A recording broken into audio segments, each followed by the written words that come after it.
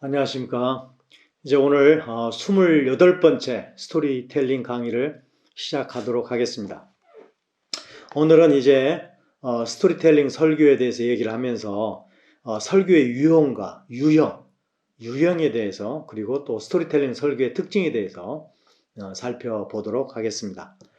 먼저 여러분에게 이야기 하나를 들려드리도록 하겠습니다. 잭슨이라는 유명한 미국의 의사가 있는데 이분은 좀 색다른 진료를 해서 한때 화제가 되었던 분입니다. 이제 보통 미국에 있는 의사들이 환자 한 분을 진료하는데 3분에서 5분 정도가 걸린다고 합니다. 그래서 다른 모든 시간을 합한다 하더라도 10분을 넘지 않는데 사실 그 10분 중에서도 또는 5분 중에서도 이 환자와 대화하고 환자와 이야기하고 그런 시간은 그보다 훨씬 적습니다. 왜냐하면 뭔가 적어야 되고 기록을 남겨야 되고 그 다음에 또 처방을 내려야 되고 그러다 보면 굉장히 많은 시간을 또 거기에 써버리게 되는 것이죠. 그런데 이분이 정말 최고의 의사로 뽑힌 이유가 있는데 그분은 특별한 방법을 사용했기 때문이라고 합니다. 그분은 녹음기를 사용했어요. 그래서 이제 진료실에 들어오면 환자를 만나게 되면 이미 준비되어 있는 이미 간호사나 다른 분들이 준비해 놓은 이 차트를 꼼꼼하게 빠른 시간 내에 읽습니다. 그리고 환자와 대화를 시작합니다. 그런데 이 환자를 대화를 시작하면서 그 병실에 걸려 있는 의사가 사용하도록 되어 있는 녹음기를 켜는 것입니다. 녹음기를 켜가지고 이 대화 내용, 그 다음에 처방 내용, 이런 내용들을 다 녹음을 하는 것입니다. 그렇게 하고 녹음을 하고 이제 처방을 다 마치고 인사를 하고 다른 방으로 녹음기를 끄고 가게 되면 이제 그 담당 간호사가 그 녹음을 체크를 하면서 그 다음에 필요한 내용을 기재하기도 하고 또 필요한 내용은 처방으로 처방전을 만들기도 하고 이런 내용들을 녹음기를 통해서 한다는 것이죠. 그렇게 하다 보니까 몇 가지 혜택이 있는데 이 방법은 의사나 간호사가 나중에 처리하는 것보다 훨씬 더 정확하다는 거죠. 왜냐하면 아무리 우리가 기억력이 좋아도 한번 들은 걸 제대로 기억 못하거나 또 딴 생각을 하면 또 잊어버리기도 하는데 이건 정확히 녹음이 되어 있기 때문에 이건 정확하게 작성해서 정확하게 처방을 낼 수 있다는 것이죠. 둘째는 이게 빠르다는 것입니다. 손으로 기록을 하고 카드를 하고 이렇게 많은 시간이 지나는데 이 사람은 바로 녹음을 하기 때문에 훨씬 더 환자와 시간을 더 많은 시간을 가질 수가 있고 그 다음에 이걸 뭐 노트를 찾아가지고 보는 것보다도 이 녹음기를 바로 또 필요하면 체크할 수 있기 때문에 빠른 시간 내에 조처가 가능하다는 것이죠. 그 다음에 셋째로는 이것이 가장 중요한 것인데 그는 사무실에 혼자 있거나 간호사들과 같이 있지 않고 3분이나 4분 환자들과 함께 한다는 것이에요.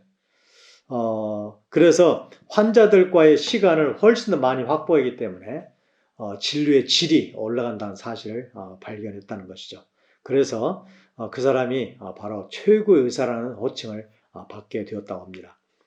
자, 이 잭슨이라는 의사가 그런 특별한 방법을 통해서 환자들과의 진료의 질을 높이고 시간을 세이브하면서도 시간을 잘 활용하는 것.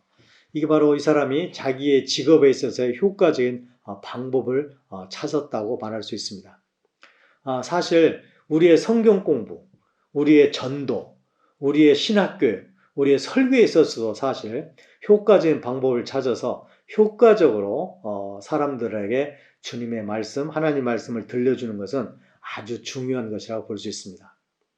우리가 일반적으로 이제 그러면 설교가 어떤 유형이 가장 그들에게 효과적이고 남는 것이 많고 또 행동의 변화에 가장 전략적으로 좋은 것인가 이런 문제를 한번 생각해 보도록 하겠습니다.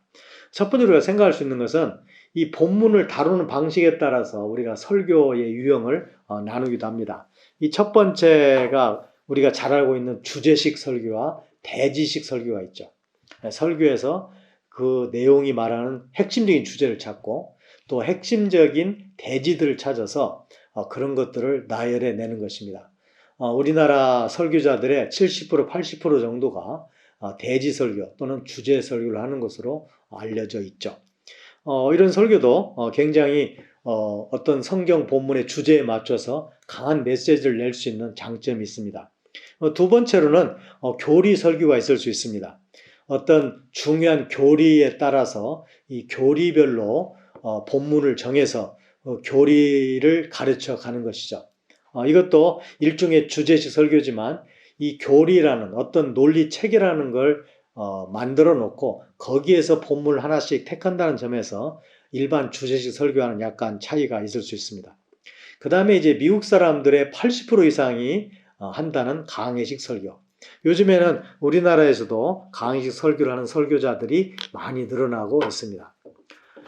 이런 주제식 설교 또는 교리 설교, 강해식 설교 이런 설교들이 다 훌륭한 방법 중에 설교 방법 중에 하나입니다.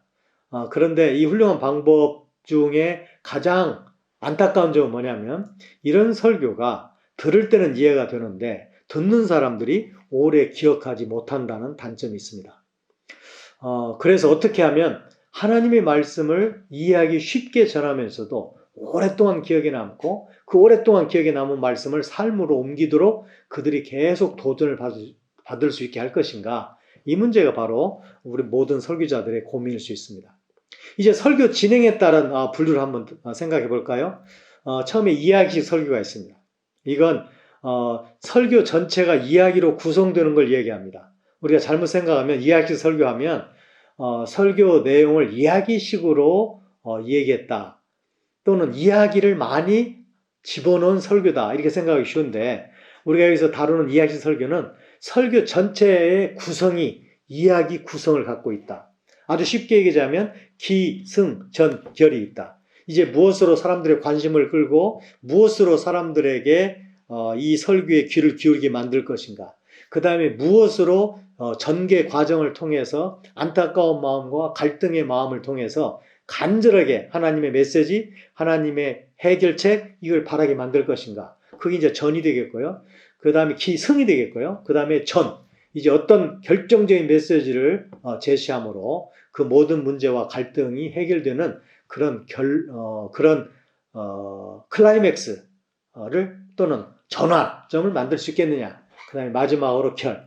그래서 이제 그 말씀을 어떻게 결론을 맺고 어떻게 적용할 것이냐. 이와 같이 이야기식 설교는 전체 설교 내용이 이야기 구성을 갖는 걸 얘기합니다. 그래서 어떤 사람은 이걸 비블리컬 스토리텔링이라고도 합니다. 그 다음에 두 번째로 생각할 수 있는 1인칭 설교를 생각할 수 있습니다. 이것도 어떤 면에서 이야기식 설교라고 말할 수도 있지만 성경에 나와 있는 인물이 설교자가 그 인물이 되어가지고 저는, 나는 이런 1인칭을 통해서 그 사람의 입장에서 사건과 말씀을 펼쳐가는 것입니다. 이게 아주 쉬운 건 아니죠. 하지만 가끔 한 번씩 이런 설교를 통해서 정말 성경의 인물이 되어가지고 그 인물의 입장에서 하나님이 주시는 메시지를 우리에게 성도들에게 전달하는 아주 좋은 방법 중 하나가 될 수 있습니다. 보통 3인칭 설교가 있죠. 세 번째로 3인칭 설교는 우리가 인물 설교를 할 때 거의 다 3인칭 설교죠. 바울은, 그는, 바울은 다 이건 3인칭 설교라고 말할 수 있어요. 그 다음에 네 번째로 이제 혼합형인데 이야기식 강해 설교를 우리가 한번 생각할 수 있습니다. 강해 설교, 이건 역사적, 또 신학적, 문화적, 또 문학적 그런 배경들을 다 섭렵을 해서 하나님의 말씀의 의미하는 바가 무엇인지를 잘 전달하는 방법이 되겠는데요. 그것의 단점이 사람들이 들으면 오래 기억하지 못한다. 그래서 이제 그걸 극복하기 위한 방법으로 이미 만들어 놓은 강해 설교를 이야기 구성으로 바꾸는 것입니다. 그러니까 그 성경의 절을 따라가기보다는 이야기를 구성을 다시 만들어 가지고 어떻게 사람들의 호기심을 자극하고 관심을 갖게 하고 어떻게 전개 과정을 거치고 어떻게 전환점 내지는 절정에 이르게 되고 어떻게 결말과 적용을 하게 되고 이런 식으로 강해 설교를 이야기식으로 바꾸는 걸 이야기식 강해 설교 또는 강해식 이야기 설교라고 말할 수 있을 것입니다. 자, 그렇다면 우리가 여기서 다루게 되는 이야기식 설교 이것은 어떤 설교를 말하는 것인가 한번 살펴보고, 첫 번째로 이 내러티브로서의 설교 또는 내러티브 설교 또는 이야기식 설교는 이건 늑기도라는 설교라고 말할 수 있습니다. 우리가 누가복음 15장에 보시면 예수님의 비유 3개가 연거푸 나오죠. 잃어버린 양의 비유, 잃어버린 동전의 비유, 잃어버린 아들 탕자의 비유가 나오는데, 그 비유를 쫙 읽고 나면 하나님의 마음이 느껴지죠. 잃은 자식에 대한, 잃은 것에 대한 아버지의 마음이 어떤 것인지 느껴지죠. 이와 같이 늑기도록 하는 설교가 바로 이야기식 설교다. 두 번째로는 사건의 재구성으로서의 설교입니다. 이건 다른 얘기를 하는 것이 아니고 그 사건 이야기를 조금만 구성에 손을 대게 되면 현실적으로 맞을 수도 있고 안 맞을 수도 있죠. 현실적으로 맞을 수 있도록 이야기의 구성을 조정해서 가르치는 것입니다. 아까 제가 강의식 이야기 설교, 이야기식 강의 설교 말씀을 드렸는데 바로 그런 것이 대표적인 그런 것이라고 볼 수 있죠. 사건을 재구성함으로 이야기를 풀어가는 설교. 그리고 이 이야기 설교의 특징 세 번째는 단순한 이야기의 나열이 아닙니다. 이야기에서 이야기로 넘어가고 또 다른 이야기에서 이야기로 넘어가는 게 이야기 설교가 아니고 이야기식 구성을 가진 그런 설교를 말하죠. 또한 기억에 오래 남도록 하는 설교가 바로 이야기식 설교의 특징이고 장점입니다. 이야기를 들려주면 그 하나하나 내용을 다 기억하지 못하면서도 이야기 전체 흐름을 기억하기 때문에 하나님의 말씀의 흐름을 잡을 수가 있죠. 마지막으로 이 이야기식 설교의 특징이자 목표는 다른 것이 무엇인지 깨닫게 하는 것을 지나서 그것을 행할 수 있는 동기부여를 해줄 수 있는 것이 되어야 된다. 그런 것을 우리가 살펴볼 수 있습니다. 이야기 설교가 그런 장점을 가지고 있습니다. 이야기식 설교의 위력을 보자면 첫 번째 이야기 설교는 사람들은 훌륭한 이야기를 기억하죠. 그래서 성경 이야기를 오랫동안 기억하게 됩니다. 두 번째는 이야기는 우리가 지금 이야기 문화 속에 살고 있죠. 그래서 이야기가 굉장히 그들에게 잘 들어간다는 것입니다. 세 번째로는 청중이 하나님의 진리를 경험할 수 있도록 만들어주는 게 바로 이야기 설교의 특징입니다. 개념을 전달하는 게 아니고 그 이야기 속으로 들어가게 만들고 체험하게 만드는 것입니다. 우리가 여기서 개념적 사고와 이야기식 사고를 한번 비교해 볼 수 있습니다. 논리적이고 체계적인 것은 개념적 사고라고 말할 수 있습니다. 그런데 또 하나의 사고가 있죠. 그건 바로 이야기식 사고입니다. 그 이야기를 우리가 듣고 이야기에 감동을 받고 이야기를 받아들이게 되면 그 이야기가 갖고 있는 이야기의 사고를 우리가 받게 된다는 것입니다. 그런 점에서 이 무서운 사고는 어쩌면 이야기식 사고라고 우리가 말할 수 있습니다. 자, 이제 마지막으로 우리 부족 이야기를 하고 오늘 강의를 끝내도록 하겠습니다. 우리 부족 사람들에게 있는 아주 재미있는 이야기, 아이가 5살 정도만 되더라도 이야기를 듣기 시작하고 아마 죽을 때까지 수도 없이 들을 법한 이야기가 뭐냐면 바로 개구리 이야기입니다. 이 정글 개구리가 도시에 가게 되고 사실 그 속아서 가게 되는데 도시에는 먹이도 풍성하고 개구리의 천국이라는 말을 듣고 가게 되는데 가보니까 그렇지 않아요. 강도, 깡패, 도둑이 난무하고 그 다음에 일하지 않으면 먹고 살지 못하고 정글에서 왔다고 무시를 당하고 뭐 주먹만한 파리가 있다고 해서 가봤는데 그런 파리는 있지도 않고 이런 내용들을 담고 있는 여러 이야기가 붙어있는 시리즈 이야기입니다. 우리 동네 사람들이 왜 해안으로 나가지 않을까? 왜 도시에 살지 않을까? 저는 그게 참 이상했어요.